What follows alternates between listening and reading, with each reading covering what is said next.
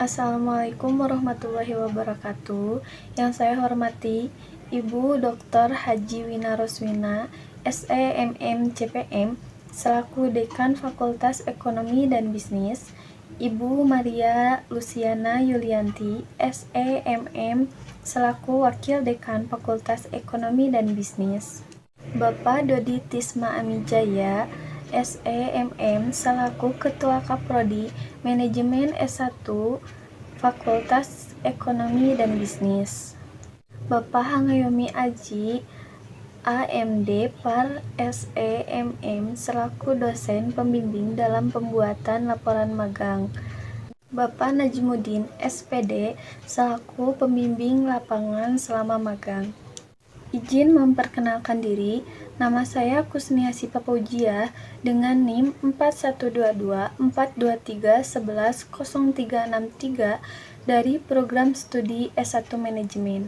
Pada kesempatan kali ini, saya akan mempresentasikan hasil laporan akhir magang yang berjudul Implementasi Administrasi Pengelolaan Buku Induk di Sekolah SMP Negeri 1 Rancabali, Kabupaten Bandung. Di sini ada pokok pembahasan. Yang pertama ada pendahuluan, yang kedua ada profil organisasi dan aktivitas magang, yang ketiga ada pembahasan, yang keempat ada kesimpulan dan rekomendasi, dan yang kelima ada refleksi diri. Yang pertama, pendahuluan. Latar belakang, sistem administrasi yang baik sangat penting untuk mendukung kelancaran operasional suatu lembaga pendidikan, khususnya dalam pengelolaan data dan arsip, salah satunya yaitu melalui buku induk. Buku induk memiliki peran vital dalam mencatat dan menyimpan data penting mengenai identitas serta riwayat pendidikan siswa. Administrasi pendidikan yang terorganisir dengan baik akan meningkatkan efektivitas dan efisiensi dalam mencapai tujuan pendidikan, diantaranya yaitu melalui pengelolaan buku induk yang mencakup berbagai informasi penting seperti identitas siswa, nilai, serta perkembangan belajar mereka. Dengan demikian, pengelolaan buku induk yang baik akan membantu evaluasi dan pengambilan keputusan di sekolah. Yang kedua ada profil organisasi dan aktivitas magang. SMP Negeri 1 Rancabali adalah salah satu sekolah yang ada di Rancabali, tepatnya di Jalan Alam Endah nomor 95, RT 2 RW 13, Desa Alam Endah, Kecamatan Rancabali, dan Kabupaten Bandung.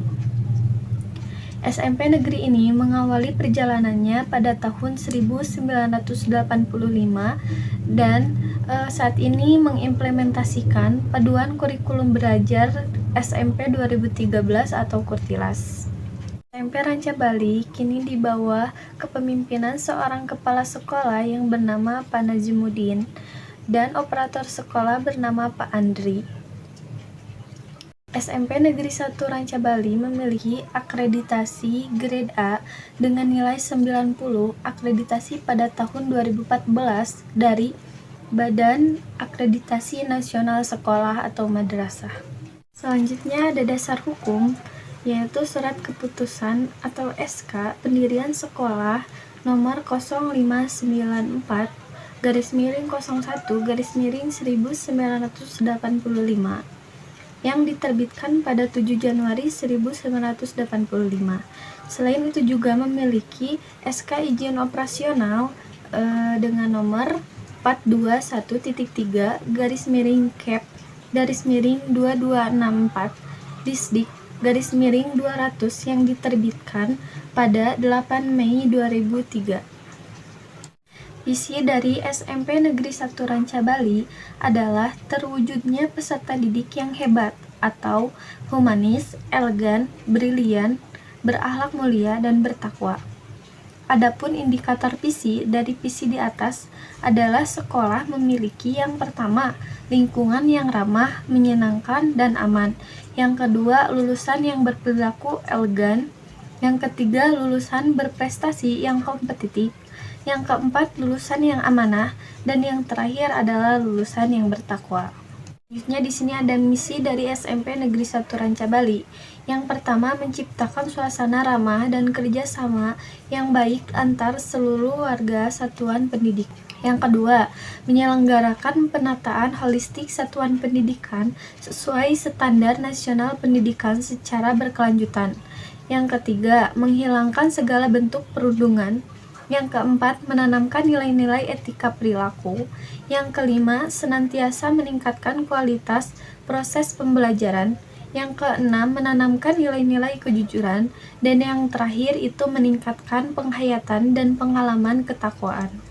Di sini ada struktur organisasi SMP Negeri 1 Ranca Bali dengan kepala sekolahnya Pak Najmudin, Wakasek Kurikulum ada Pak Maman, Wakasek Kesiswaan ada Pak Haji Asep Deni, Wakasek Sarana ada Pak Agus Maulana, Wakasek Humas ada Pak Budi Budiawan, Kepala Perpustakaan ada Bu Denia, Kepala Laboratorium ada Pak Asep Farid, dan staf tata usaha berjumlah 4 orang, dan guru-guru itu ada 53 orang.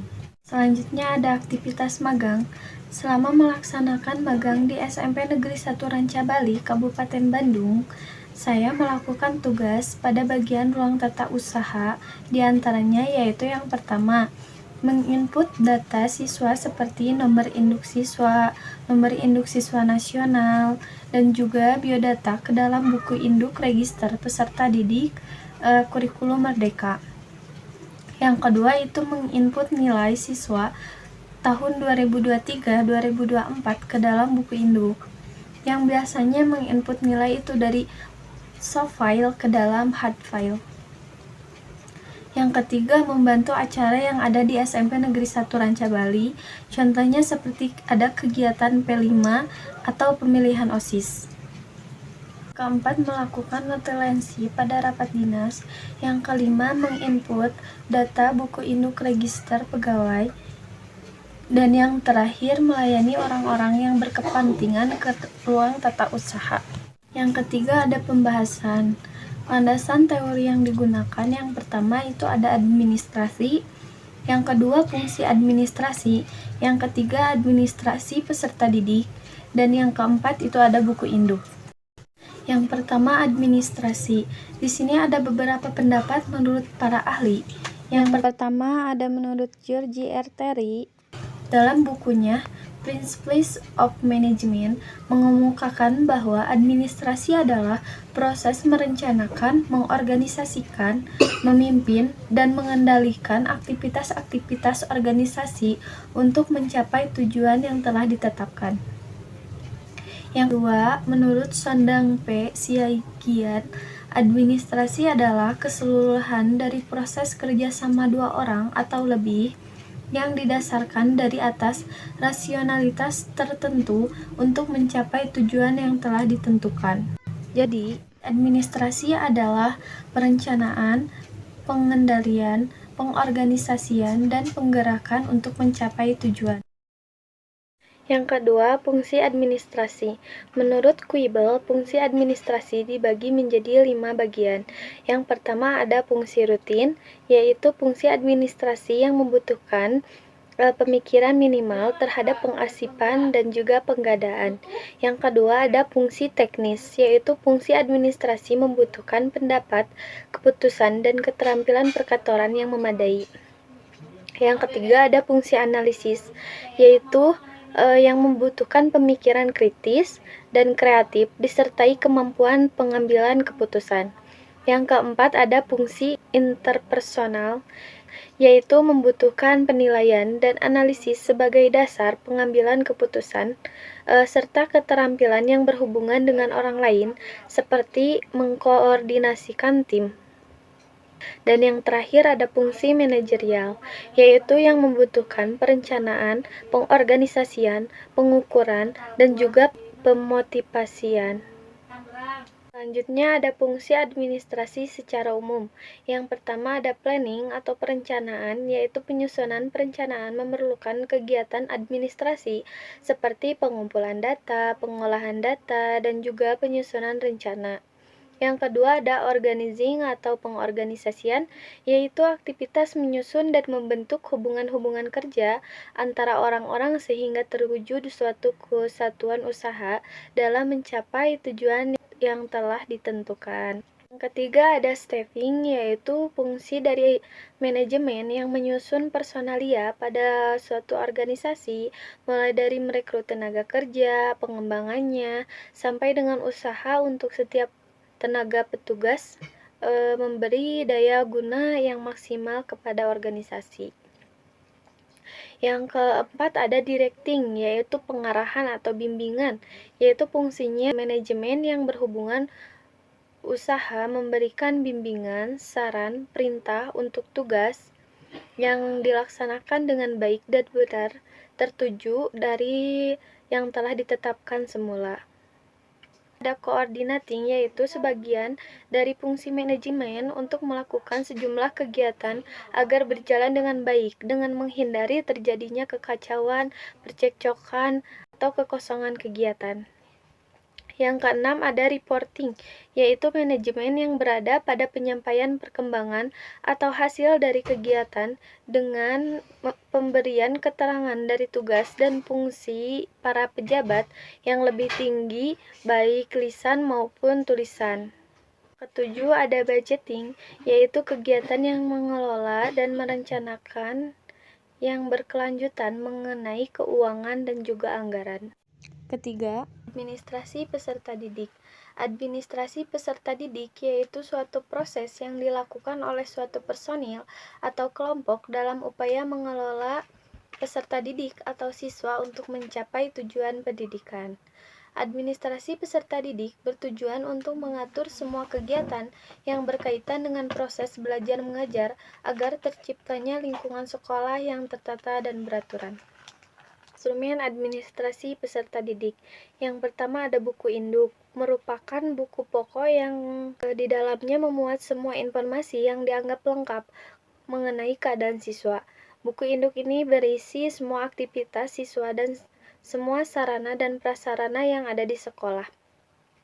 Yang kedua ada buku kelaper, merupakan buku yang memuat data penting. Pengisian buku ini diambil dari buku induk tetapi tidak selengkap buku induk. Yang ketiga ada daftar keadaan siswa, yaitu merupakan buku yang digunakan untuk siswa dari masuk hingga tamat dari sekolah tersebut. Yang keempat ada daftar hadir siswa, merupakan daftar hadir yang dibuat untuk mengendalikan keaktifan siswa mengikuti kegiatan sekolah. Dan yang terakhir ada file penyimpanan berkas siswa, merupakan berkas-berkas yang sifatnya terlepas-lepas, perlu diarsipkan dengan baik oleh sekolah, misalnya fotokopi akte, surat keterangan pindah, dan juga yang lainnya. Yang keempat ada buku induk. Buku induk di sekolah merupakan proses pengelolaan data dan informasi pribadi siswa secara sistematis dan terstruktur. Buku induk juga berfungsi sebagai dokumen utama yang mencatat identitas siswa, riwayat pendidikan, serta perkembangan mereka selama menempuh pendidikan di sekolah tersebut. Buku induk juga berfungsi sebagai pencatatan data siswa, pemantauan perkembangan siswa, dan juga sumber informasi yang resmi. Yang keempat ada kesimpulan dan rekomendasi. Yang pertama kesimpulan, buku induk merupakan elemen yang penting dalam mencatat dan menyimpan data siswa untuk mendukung proses administrasi dan evaluasi pendidikan. Administrasi di sekolah juga termasuk dalam pengelolaan buku induk, mendukung kelancaran operasional lembaga pendidikan seperti pendaftaran, pemantauan, perkembangan siswa, dan juga evaluasi atas pendidikan.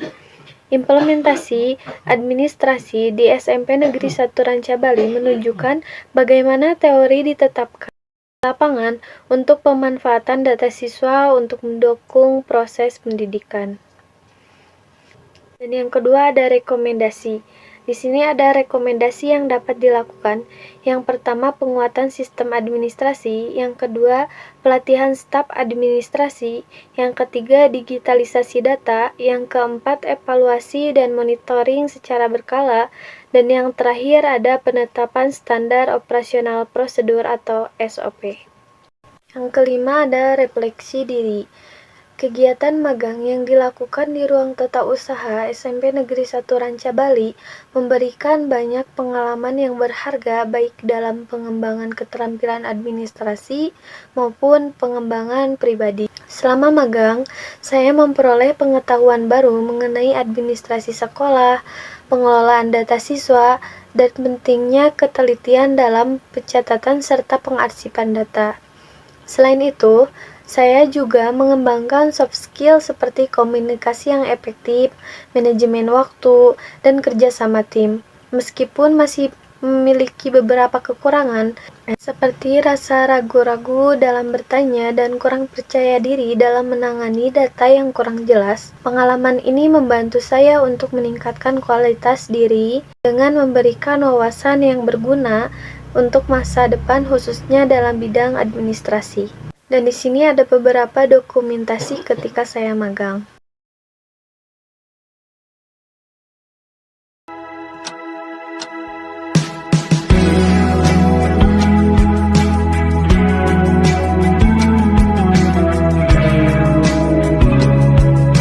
Mungkin itu saja yang dapat saya sampaikan. Kurang lebihnya mohon maaf. Wabillahi taufiq wal hidayah. Wassalamualaikum warahmatullahi wabarakatuh.